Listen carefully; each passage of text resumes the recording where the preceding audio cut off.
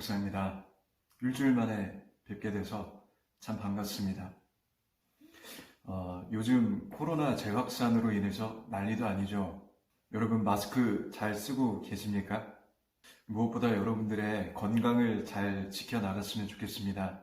현재 일어나고 있는 상황 중 단연 가장 아쉬운 것은 확진자가 늘어나는 그런 상황일 뿐만 아니라 온 국민이 이 사건으로 인해서 분열되고 있는 조짐이 보인다는 것이죠.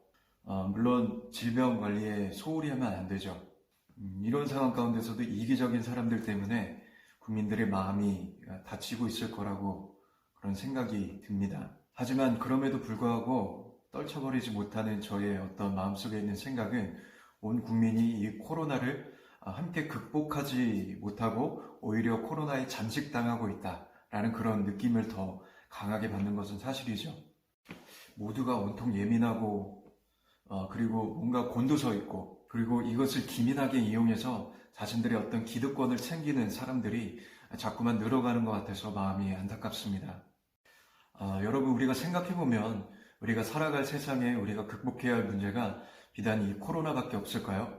앞으로 더 많은 문제들이 생기겠죠. 코로나를 떠나서 이런 현상이 다가왔을 때 우리가 그것에 대해서 어떤 자세로 대처를 하는가에 대한 그런 모습들이 우리의 지금의 현 상황을 잘 대변해주고 있다는 것입니다. 안타깝게도 우리에게는 너무나도 진한 빨간불이 켜져 있다는 거예요. 저는 이것을 영적인 문제라고 봅니다.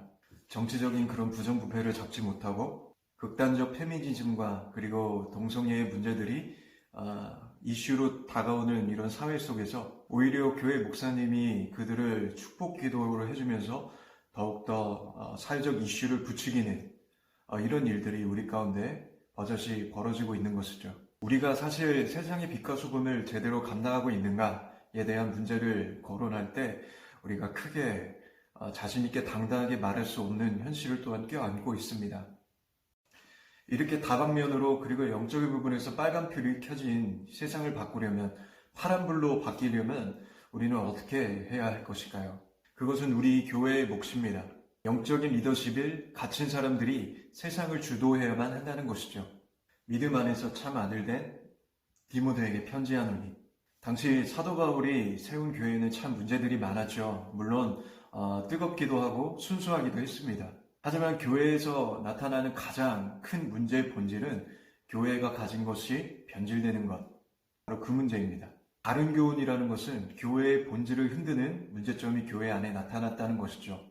하나님의 말씀보다는 나의 기준, 그리고 세상의 관점이 하나님이 주신 말씀의 기준보다 더 교회를 잠식하고 있을 때 나타나는 문제들에 대해서 우리는 깊게 생각해 볼 필요가 있다는 것입니다. 날마다 하나님의 말씀 앞에 순종하면서 선한 사역을 펼쳐가야 할 교회가 날마다 변쟁하고 변론하고 앞으로 나아가지 못하는 이런 교회의 상황은 결코 좋지 못한 상황이라는 것이죠. 자꾸 이렇게 소모적인 일들이 교회에서 계속 일어난다면 교회는 본질적인 사명, 즉 복음을 전하는 일에 소홀할 수밖에 없습니다. 바로 이것이 신화와 족보이죠.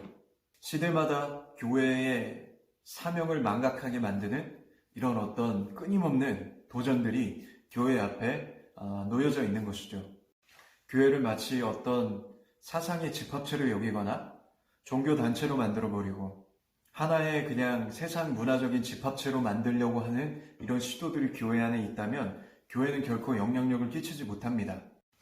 진정한 영적 리더십의 사명은 이러한 교회의 본질적인 요소를 뒤흔드는 것을 분별하고 제대로 된 본질을 붙잡고 가르치고 세상을 바꿔나가는 순종으로 나가게 하는 일들이 반드시 있어야만 한다는 것입니다.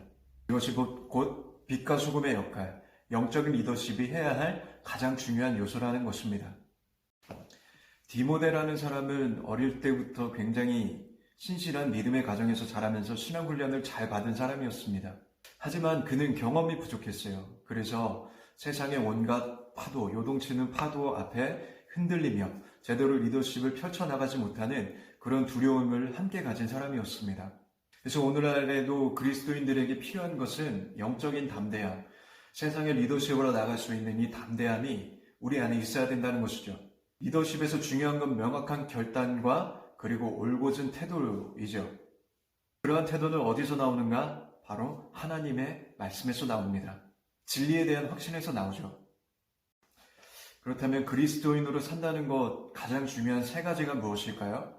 그것은 바로 청결한 마음, 선한 양심, 그리고 사랑입니다. 사람들은 이 세 가지를 빼고 기독교의 가장 근본적인 실천 목표를 실행하지 않고 있죠. 세상의 문제가 무엇이겠습니까, 여러분? 코로나에 대한 팩트는 가지고 있을지는 모르겠지만 코로나에 고통당하고 있는 세상을 제대로 위로하거나 섬기지 못한다는 것이 문제이죠. 청결한 마음과 그리고 선한 양심 그리고 사랑을 버리고 어떻게 사람들이 세상을 섬길 수 있겠습니까? 거짓을 퍼뜨리고 사람들을 선동하는 일들이 버젓이 일어나고 있는 이런 세상 가운데 우리가 그래서 정말 세상에서 중요한 영적 리더십이 된다면 세상을 바꿀 수가 있는 것이죠. 오히려 이럴 때일수록 섬기고 그 자리에서 빛과 소금의 역할을 감당할 사람들이 자취를 감추고 거짓을 말하고 남의 탓을 자꾸만 하면서 아무리 많은 지식을 가지고 있는들 그게 무슨 소용이 있겠습니까? 그래서 그리스도인 리더는 항상 이 세 가지의 목표를 꼭 충실하게 감당하는 사람임을 여러분들이 꼭 기억했으면 좋겠습니다. 날마다 예배를 통해서 선한 마음을 하나님 앞에 간구하면서 진리의 말씀으로 우리의 마음을 청결하게 하는 사람, 그리고 하나님 앞에 그런 새로운 일을 날마다 기대하며 소망을 꿈꾸는 사람, 그 믿음의 사람이 세상을 바꾸는 사람이죠. 그 말씀을 실천하고 사랑을 나누는 일을 포기하지 않는 그리스도인들이 다 되기를 간절하게 소망합니다. 오늘 여러분들을 지키시고 또 함께 하시는 하나님이 매사 매순간 여러분들을 지키실 것이라고 저는 확신합니다. 어디서든 강건하게 우리 온라인으로도 예배를 드리면서 하나님 앞에 영광 돌리는 우리 온누 청년부 되기를 원하고요. 지금 목감동에 많은 확진자들이 나온다고 합니다.